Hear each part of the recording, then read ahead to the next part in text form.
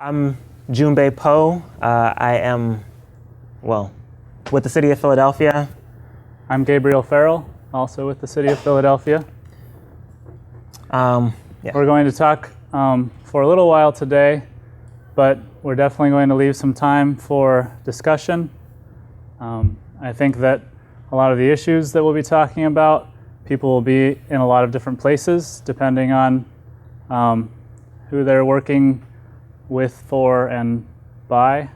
I guess by the people now, right? And yeah, we want to see where people are and try to raise not just our experience and the place where we are, but also see where everyone else is coming from. Right. Yeah. As you'll see, like we don't have all of this figured out. We don't have all the answers. So that discussion piece is an important one for us, and we hope for y'all as well. So what we're going to be talking about is a couple things. One of our kind of flagship projects that we have going on, which is alpha.phila.gov, the new version of the phila.gov website, as well as a few of our other projects in a more general sense is what we're going to be talking about. And we're going to be just explaining our infrastructure and how we're thinking about our infrastructure as we move into the future. So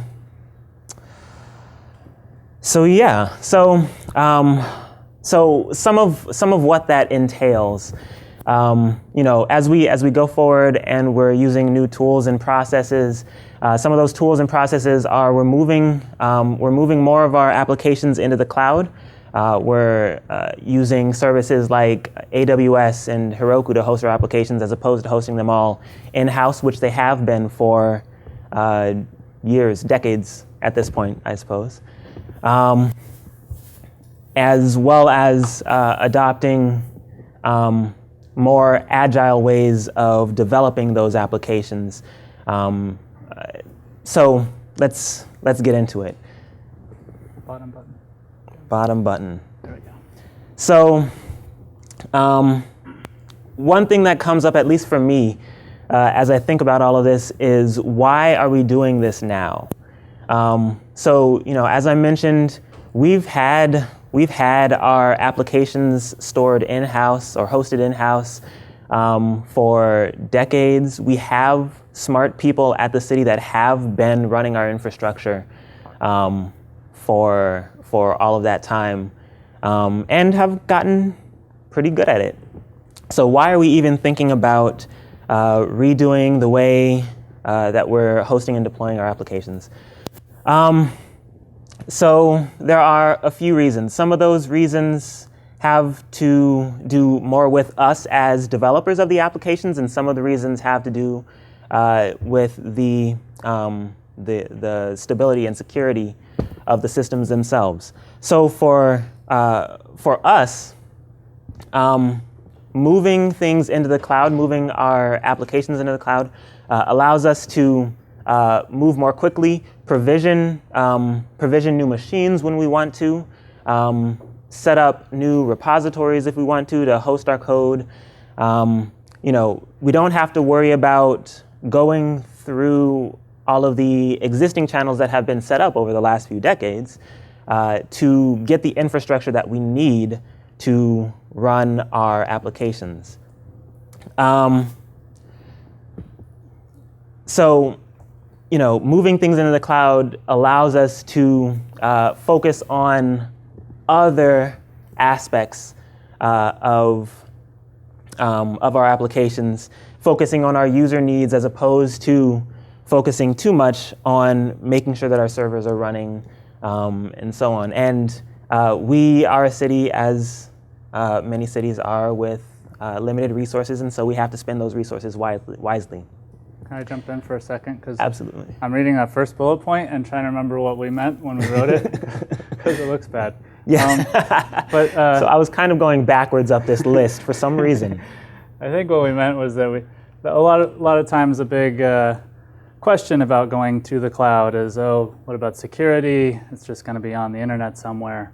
And the sense that, Junbei and I, as longtime developers of apps in a lot of different environments, know that a lot of these cloud providers have a huge number of hours put into their development and deploy processes, into securing their infrastructure, into layers that when we keep them internal in the city, we have platform engineering, we have database teams, and they're doing a really great job, but it just isn't tested at the scale that cloud providers are, as many of you are well aware. Yeah.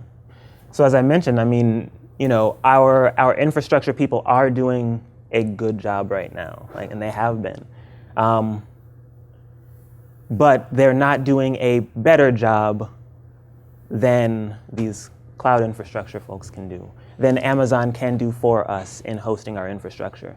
And so given that state of things, it creates a situation where it's like, why wouldn't we not then move into the cloud when we can focus our resources on other things if AWS is going to do as good a job as we can? Let me mention one more thing too. Is that yes. We sorry, this is supposed to be Junbei's section. One thing that comes up, I think, a lot of the times when we're talking to people about moving things into the cloud is always the topic of, well, if our network goes down to our building, or we've got everything on a floating floor on the 15th floor of the SEPTA building in Philadelphia, then suddenly everything we have is offline. By having it out in the cloud, we lose that risk. There are times when AWS has issues. They just had one the other day that knocked a bunch of services out, but it's at least a different kind of problem set, and we get around that idea of, well, everything is in this one place in a building that needs to have network connectivity or else nobody can get to it. That's the reason that gets given a lot for why we're moving to other parties within the government, other departments. A big reason for us is that last bullet point, coming at it from the developer side, which is where both of us are. Right. We have that flexibility and freedom to push new machines out, to rapidly iterate on applications, to really hone and be agile, iterative with our whole development and deploy process is a big part of why we like going that way. Right. And we're going to have to do some work to keep it that way, but we'll talk about that later. Bottom button. Bottom button. So what does this look like? How are we standing up these applications right now? So Gabriel is going to get fairly deeply into one of our particular applications later, but in general, we are provisioning what we need when we need it, in terms of new machines, new databases. If we need space on S3 or what have you, we're just going out and spinning up servers whenever we need them for a new application.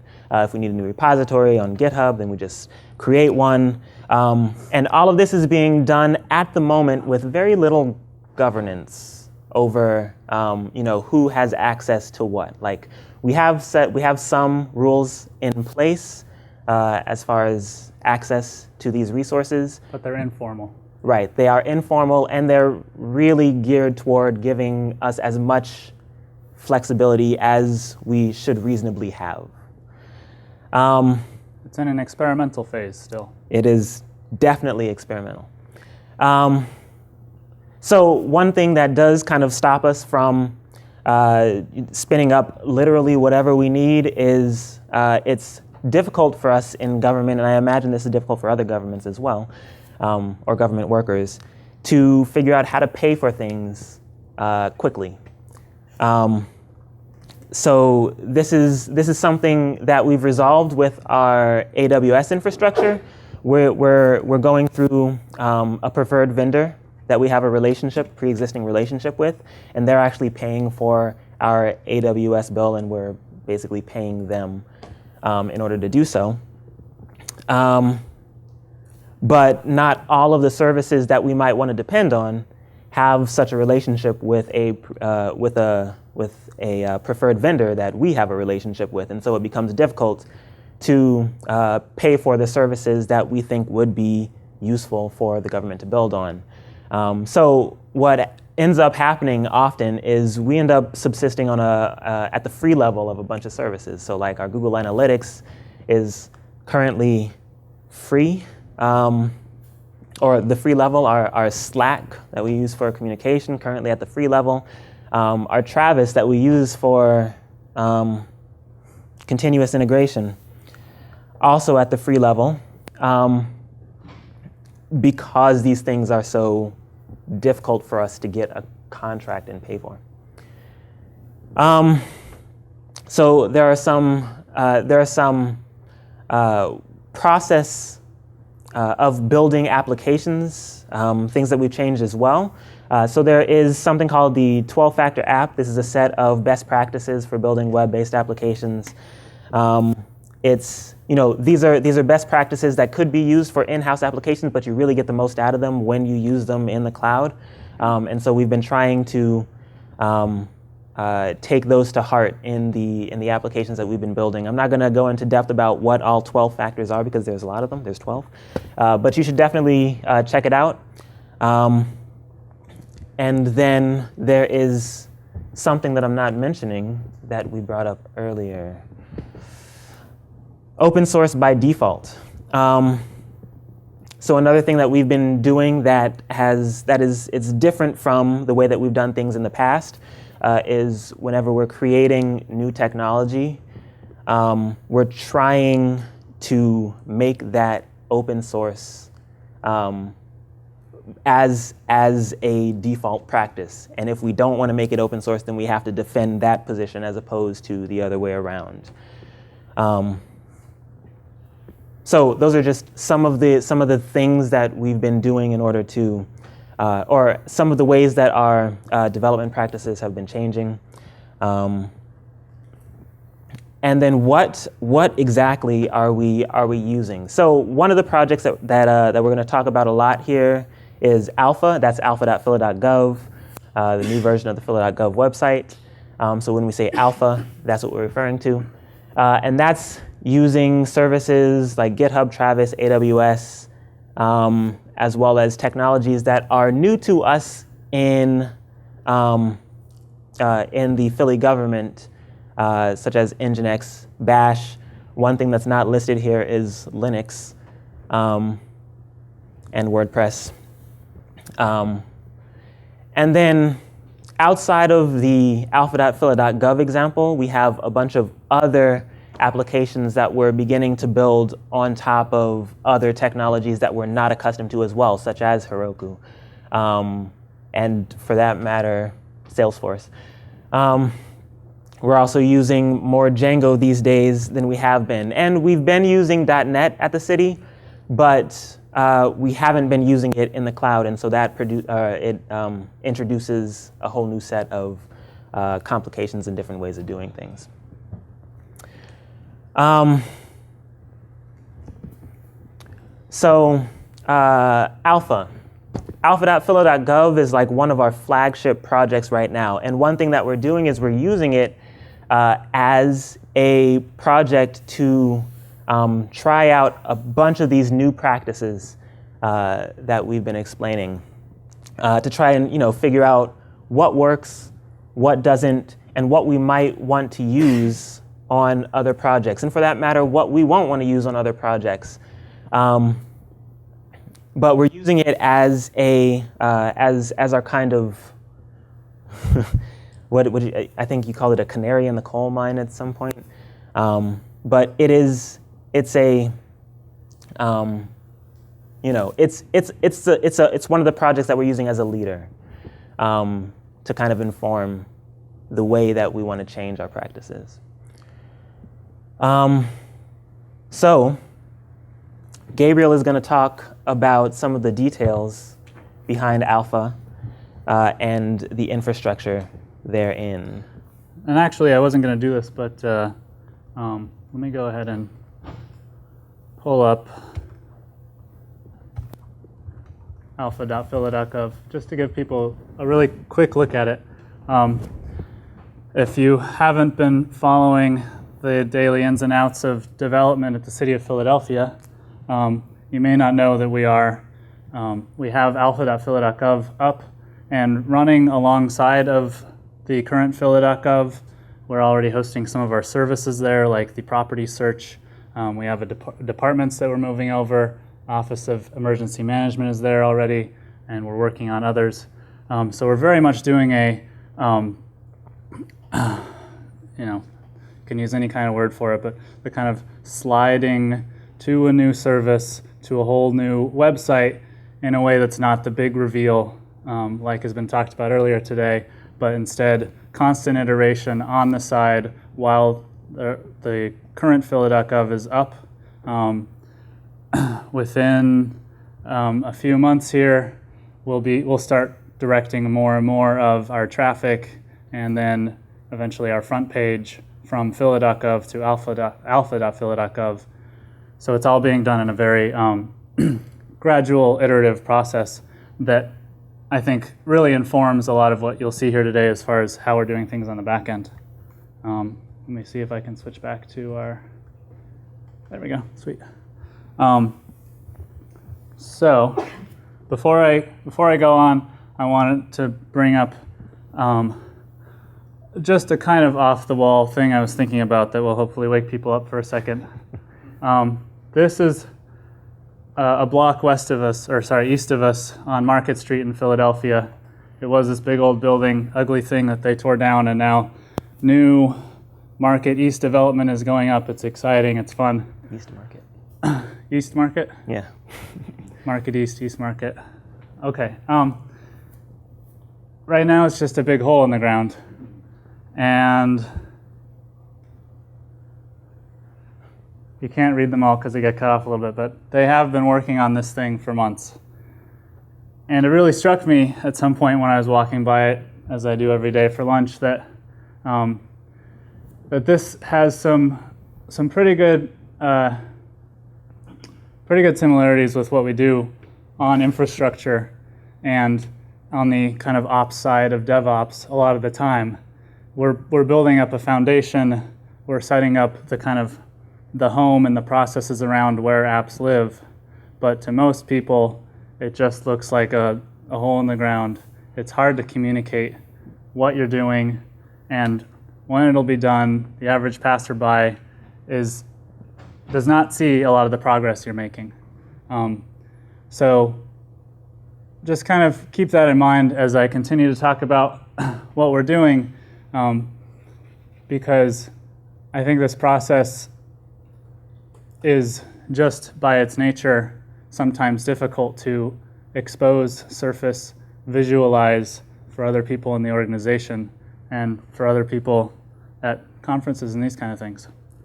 That said, this was one, I don't know why it's cutting off a little bit, but that's all right.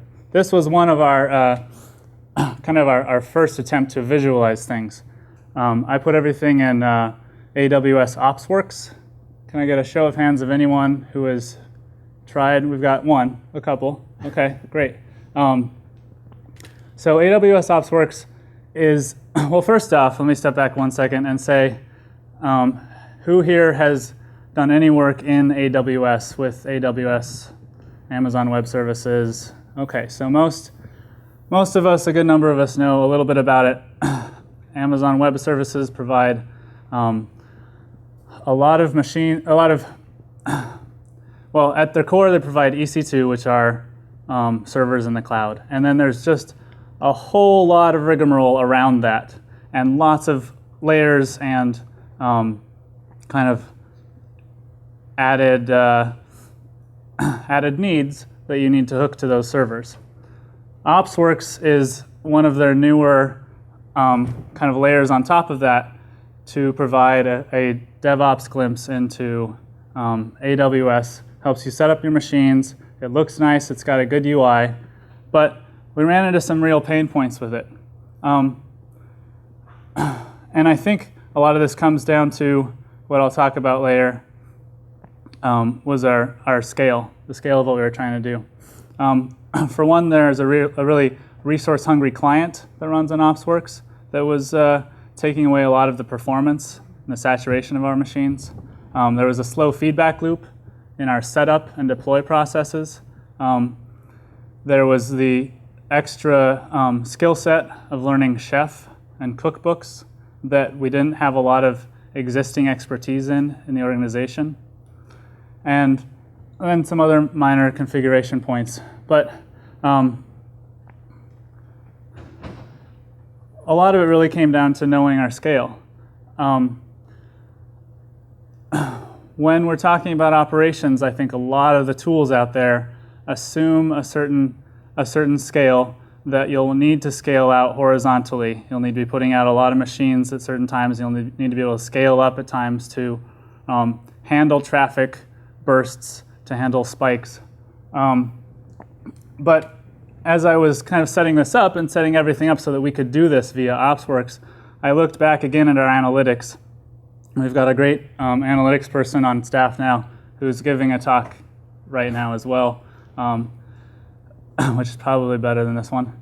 And she told me that we were hitting, even at some of our high points of the elections and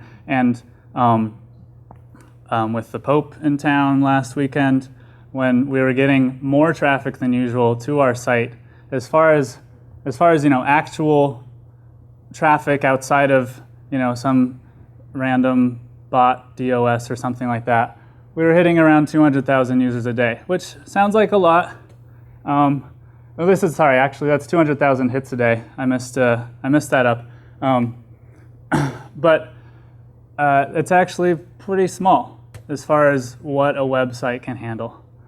And I think that that's probably the case for most government websites. That we're really talking about a scale that is not large enough that you're worrying about these high scale issues that companies that are nationwide, that are hitting audiences of millions of users every day need to worry about.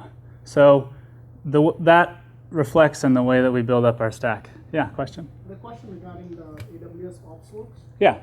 So that's a substitute for using the AWS console. AWS OpsWorks is still within the AWS console. The question, in case anyone missed it, is AWS OpsWorks a substitute for the AWS console? OpsWorks is still within the console. It is, in a sense, a substitute for dealing directly with EC2 and RDS and load balancers and a number of the other services that Amazon provides, because it's kind of a layer on top of that ties a lot of those things together. And it does it in a very pretty UI, like I mentioned. But it's still within the Amazon console. It's kind of its own. There are actually a number of other services in AWS that are similar to OpsWorks. The Code Deploy is another one that has come out recently, and there's a few others that kind of seek to provide a more plug-and-play, like this will tie your services together kind of thing. That's what OpsWorks is. Does that answer the question, more or less? Sort of. So, like, if you don't have OpsWorks, how do you have to use the RDS or the EC2? So Yeah. what does it really buy? Just like if you want to plug in your RDS to the EC2 Unix box, you can use OpsWorks to create that VPN or the secure channel between them. That's what. Yes. One of the things it does. Yes. OpsWorks can be used to create the secure channel. It kind of sets up some of your connections between those boxes by passing on the right variables to those boxes so that you can tell your application that this is where the database is and that kind of thing. When you're using OpsWorks, you're setting up everything with chef recipes, like I mentioned before, chef cookbooks with recipes in them. And because you're using those chef recipes, you can just, click a button to spin up a new machine using those recipes. And it has potential auto-scaling built in. So they can spin up new machines as necessary, and they'll all be placed automatically behind a load balancer. If you go into the more standard EC2 interface in the AWS console and start messing around with machines there that are already managed by OpsWorks, then you start to screw things up because OpsWorks thinks it's managing those machines, and it doesn't always know if you've dropped one of your machines from the load balancer. But there again is one of the issues we ran into, is sometimes you do need to very quickly drop something from a load balancer, display a maintenance page or something like that, and that was less obvious about how to do that with OpsWorks because you were kind of buying into the OpsWorks manages everything idea. When you say auto scale, it adds servers as the demand increases and scales it down as well? Yeah, you can right, yeah, using alerts, you can set certain parameters that say when the CPUs have hit this level, then spin up another machine, that kind of thing. But that's a great point. All of this was a lot more than we needed. When I'm looking at this kind of traffic and the way that we've set up this app, which I'll talk about in a second, one well-tuned machine can handle it. We don't need to scale to 5, 10, 15, 50 machines the way that a Facebook or Twitter is scaling horizontally on the back end. Thank you for the questions, and please, anyone else with any questions along the way. One last question. Oh yeah. Is it different than Bienstock? Like Amazon has something called Bienstock. Bienstock is another example of a layer that kind of lays over the basic resources like EC2 and RDS, Okay. And ties them together in a This way is that makes it newer easier. offering from Amazon, which does more than Bienstock. Yeah. I'm just getting confused between all the offerings. Yeah. No, it's very confusing. There's actually It's not just you. there was a great cheat sheet recently that a company put out, just laying out what all of the offerings actually do in plain English, and I'll send you the link if you want it. Okay. Question over here. Yeah, just real quick before you get away from the OpsWorks stuff. You said it's using Chef cookbooks. Is it requiring Chef, or can you also use something like Ansible or Salt or something like that? No, it requires Chef. It is.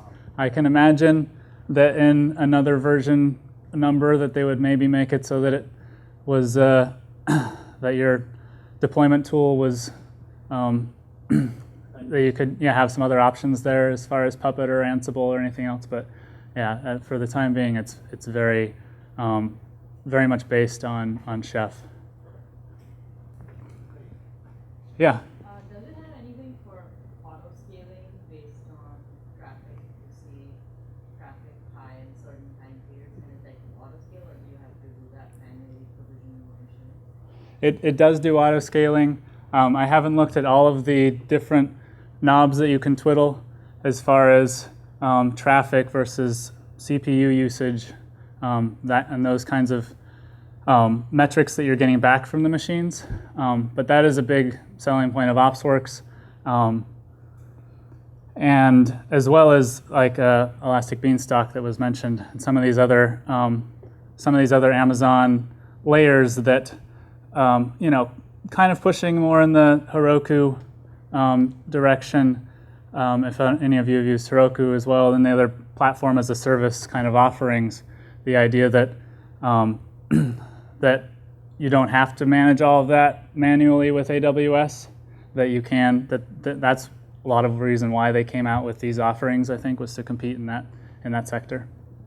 But yeah, good question. Anybody else? Okay, great. So this is our deploy process now. How are we doing on time? It's 35. Okay, great. I'm going to just touch on this a little bit.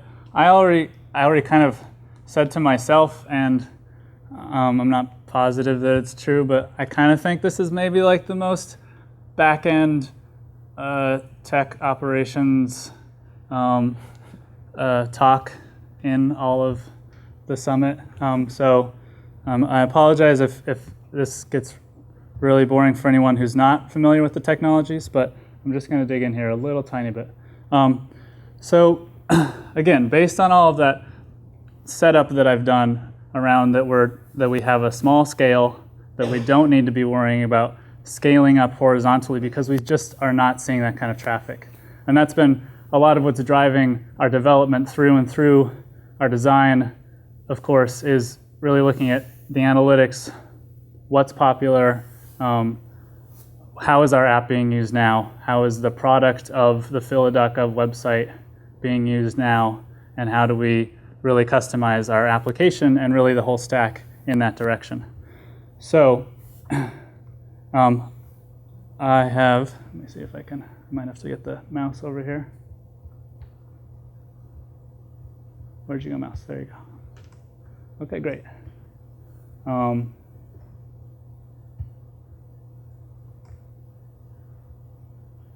Nope, yeah. Alt tab. Let's see. It's doing some kind of weird Windows exciting thing. There we go. Okay, and then let me see if I can switch back to this. No, that's not it. Okay, great. So let me make this a little bigger so we can see a little bit. Great. This is our, even better. Can most people read some of that? Okay, great. So this is our phila.gov GitHub page.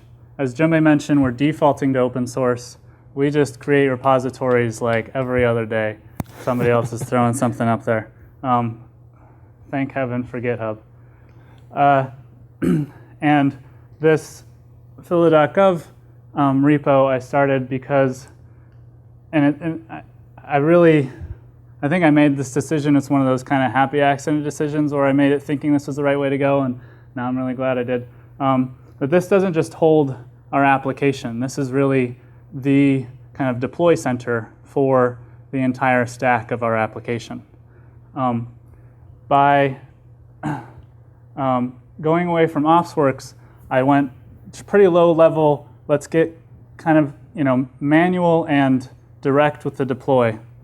So I actually have our whole machine, the whole machine that houses this app, which is, as I mentioned, it's on the alpha.phila.gov, is in this repo. If we look at scripts, and of course, this is going to happen.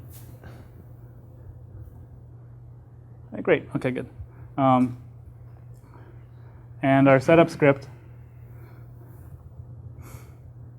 This is the entire setup script for spinning up a new machine that runs our WordPress and Nginx configuration for alpha.phila.gov.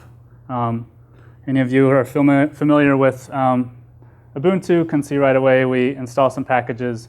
We install Composer, which is like a package manager for PHP, and the WordPress CLI, which we use in some of our deployments. And then we allow ourselves to SSH and use some environment variables, which I'll get to in a second. I'm going to speed through this just to kind of, in case it piques anyone's curiosity, and please talk to me afterwards if you want to know more. And so that setup script, and I don't know if I kind of skipped over this AWS command line here. That's all you need to do to spin up a new machine. One of our main purposes in all this is to make it easy to replicate the environment, to spin up a new machine when necessary. Again, we don't need it to be automated. We're not scaling, but when we need to switch something out, when there is another update we need to include in the setup, we want to make that easy. So that's as easy as it is. It's a little manual. It's not as pretty as OpsWorks, but it's fast and it works. Then I wanted to show our Travis CI. I'll just search for it. There we go. Okay, great. Who's familiar with Travis? Anyone who's done work on GitHub, probably. Great. So I believe I'm signed on in the same session. Okay, great. So I'm using Travis minimally in our setup here. This is what it looks like when Travis runs. You can see we have a prep script and a deploy script, and that's it. I will show you our travis.yaml, also very short. And for those that aren't familiar with Travis, it's a continuous integration service. So you can use it for running your tests against your code or for deploying your code to servers as we are using it here.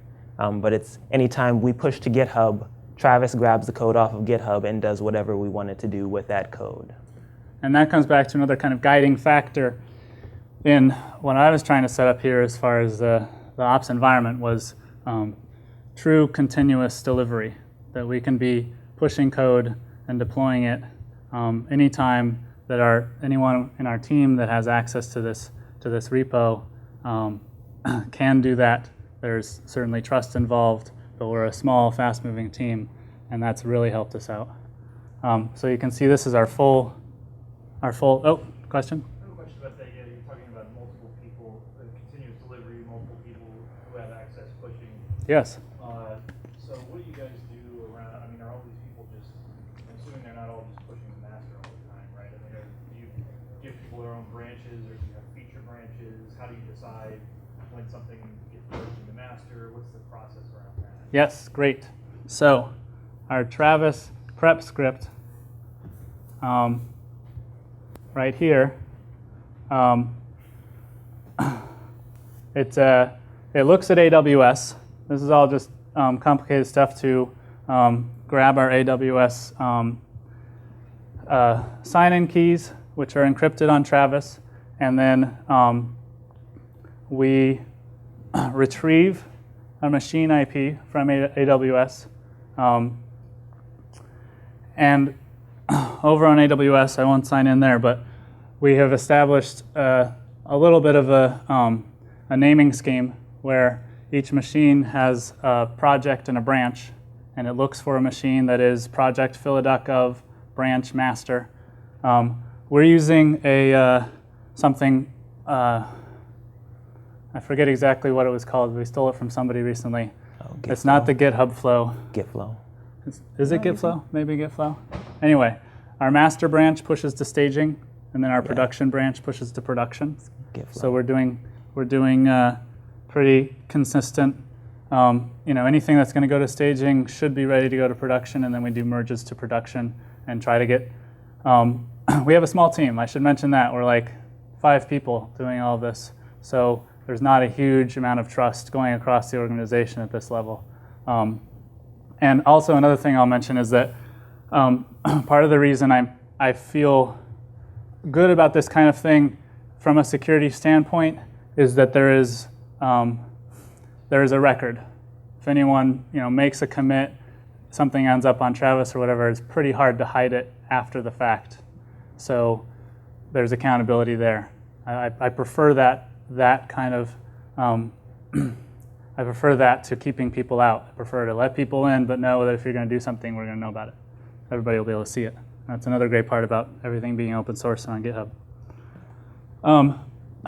So that answers your staging and production questions. 1 second. And then because of the way that it just looks for the branch things, looks at the branch names and then looks for machines with that branch name in the AWS tag on that machine. I can at any time spin up another machine. It's still a little manual, but again, I feel like it's a pretty good trade-off because we can spin them up so easily.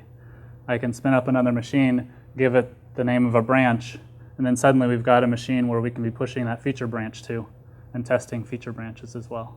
So how many branches and by extension machines are you talking about for a given project? Is it like a branch for every developer or a branch for every? Well, right now, phila.gov, we still do a lot of the development on our local machines, using Vagrant, or we're still pretty like lax about exactly how you do your local development. But then, and we're just pushing right to staging a lot of the time, the master and staging branch.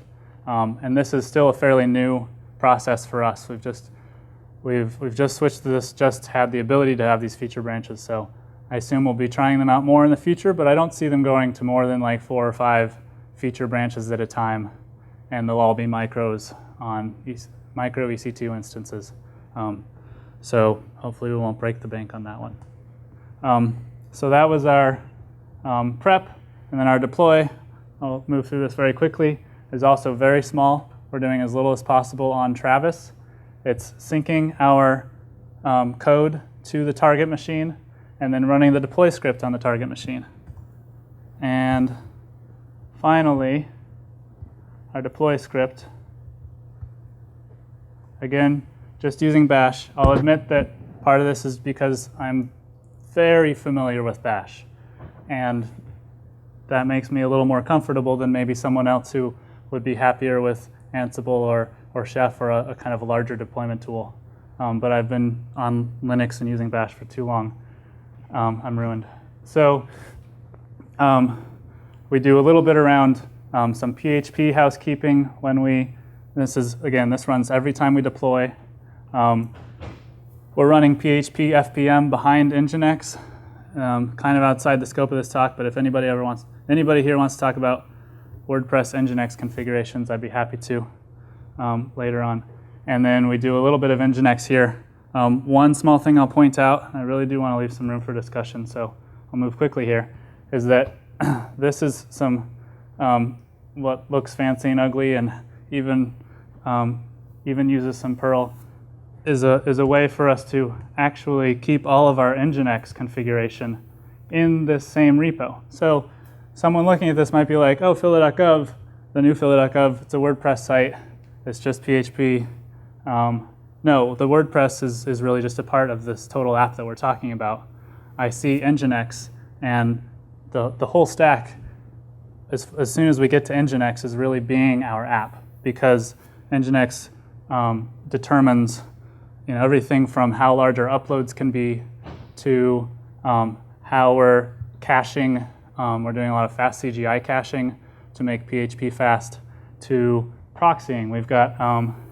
We're already doing proxying at certain paths over to GitHub Pages so that we can make everything appear as if it's on the one platform at phila.gov/property, but that's actually serving up from GitHub Pages. And that's another way in which I don't worry as much about some of our scale, because some of our heaviest applications, like this property app, is just served up static at GitHub and then hits APIs elsewhere. That's the main gist of our very kind of homegrown deploy process. Let me speed through the rest of this, and then we can talk about that machine map if it comes up. Do we want to talk about this first? Sure. Yeah. Okay.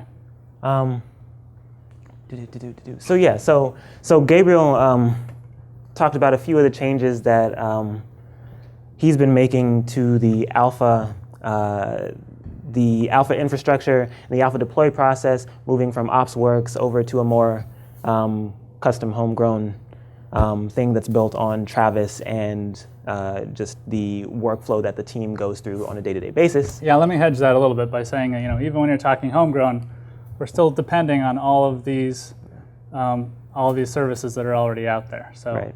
I think that makes a big difference. Yeah. Just kind of gluing them together in a way that OpsWorks was doing it for us before. Right. But we want to point out that this is a very actively we're changing all of our processes, right? We don't have our stuff figured out. This is all still very experimental. Yeah, this project and our team are very much the spearhead within the larger Office of Innovation and Technology right. at the City of Philadelphia. So we're kind of the first ones to go into AWS to start moving applications out there and everyone else is starting to follow in our lead. Yeah, question? My question actually is on that very subject. What do you do with your technical debt? And I would imagine City of Philadelphia has some green screen maybe applications like Green. And how do you, if you have a concurrent deployment of something that you put on your website that has to go concurrently with your backend technical debt, how do you do that? Great. Yeah, so the question was, how do you deal with your technical debt, and how do you talk to something that you maybe still have so much technical debt you can't be moving it to the cloud? That is A, on a different platform, B, has no concept of continuous delivery, and C, most likely is maintained by people with completely different mindset. I'm not going to repeat all that, but these are tough questions. They're excellent questions, and those are honestly that's a very good question that we haven't completely figured out yet. So we are in the process of. So the first thing that we did in managing our technical debt is figuring out the scope of the problem. So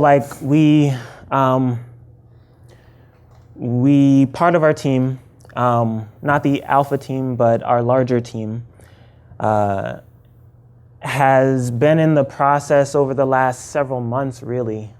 They've wrapped it up now, but it did take a couple months of just listing out what all of the applications that we have or that we maintain. We have the burden of maintaining our. Yes, we have a lot of .NET applications. We have a lot of .NET applications. We are still maintaining various versions of .NET.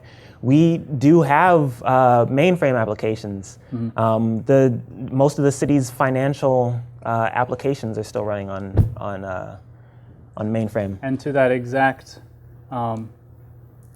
problem, our at least interim solution is that we're right now working with networking and our platform engineering teams on a VPN tunnel from a VPC in AWS. It seems like the very obvious way in which AWS allows you to still make use of those in-house applications is to VPN tunnel in from a VPC on AWS. Yeah.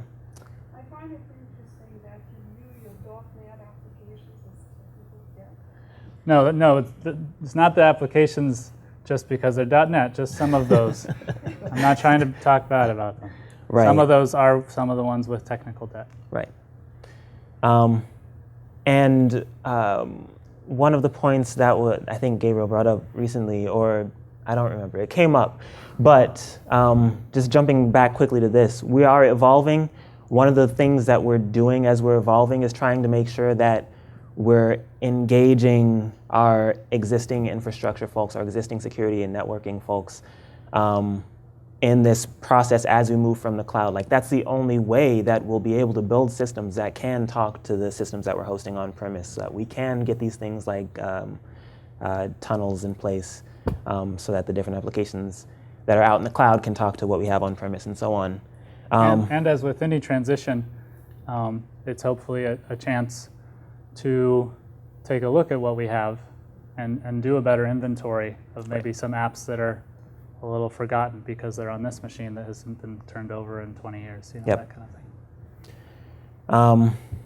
So, it's still an open question, but there are a lot of those, to be honest. Yes? How are y'all handling outages? Given that you have enabled by AWS to quickly and easily provision machines, have y'all began to look into disaster recovery plans that leverage the tools of AWS? Are y'all leveraging multiple regions? Are y'all doing running caching? Are y'all on that? Have y'all reached that point yet? We have not reached that point. We could very easily be pushing to multiple regions. And yeah, I'm sure we'll get there at some point. And we are already using, a certain amount of load balancing, but that's still all within one region. We haven't we haven't gotten to the scale of CloudFront or where we're using a CDN network, that kind of thing. And in truth, even when we're talking about AWS outages, I find myself hoping that we get to the point where we have that many nines that we need to worry about that kind of thing. that AWS is, again, yes, obviously we'd like to be in the place where even when AWS region goes down, we're still up. But if we're at the point where that's our main source, those are the times when our website isn't available versus all of the other times when it's not available now. That would be a pretty good problem to have. Yeah.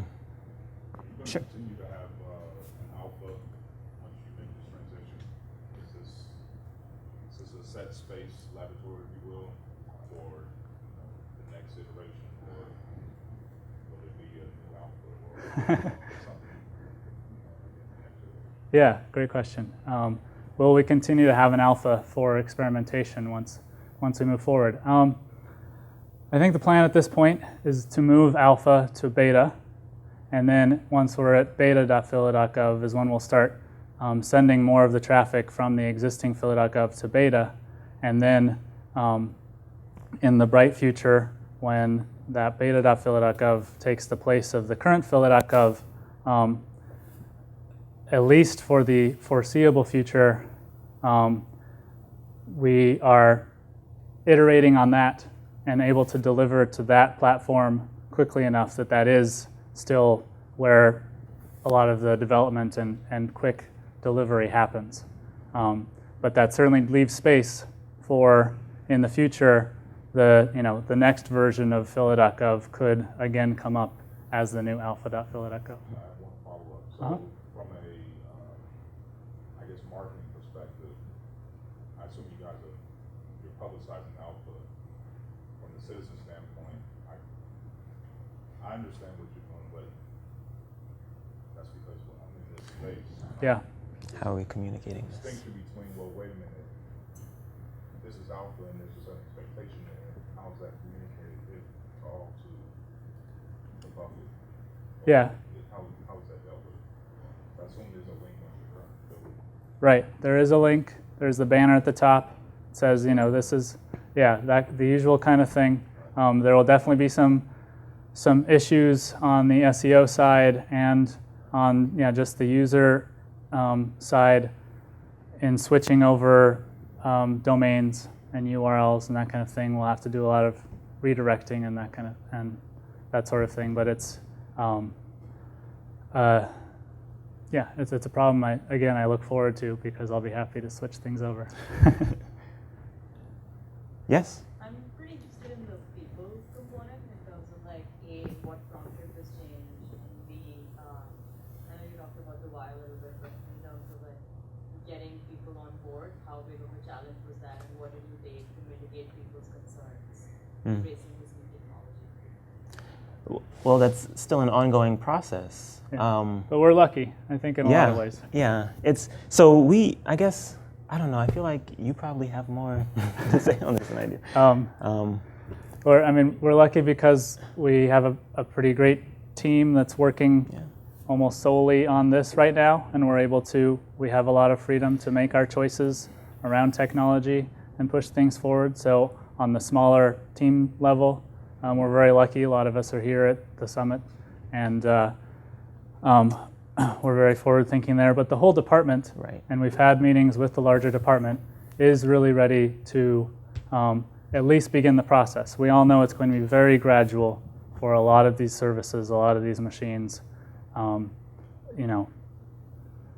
Deciding that we're going to move them to the cloud is the beginning of a 5-year process, likely. But that is the position that we're in now. And just to say a little bit more about what he was talking about, the alpha team is focused on alpha. And that's kind of a privileged position for any government software development team. But it is the decision that we made. They're primarily focused on alpha, let me say. There are still other things that come up. But we're treating Alpha as a product, not just one of the projects of the dozens that are going on, but it's a product that has a product team. As we bring more projects into the cloud, we are going to be bringing more people onto these projects, and we're going to have to work hard to, with those more people, we're going to have to introduce some kind of governance structures for all of our accounts and such, and we're going to have to work hard to make sure that they still enable the kinds of rapid development that we are taking advantage of for Alpha. So we're really using it as a test bed to see what we can learn and bring to the rest of the projects that we're doing. Yes? How big is your development team for the whole city? The whole city? I don't know. I mean, OIT, do you know how big OIT is? OIT in total is about 200 people. Now, not all of those are developers. There's project managers. There's the the administrative staff, human resources, and so on. We might need to get back to you with an exact number. Yeah. It is 3 o'clock, so we'll let everybody go.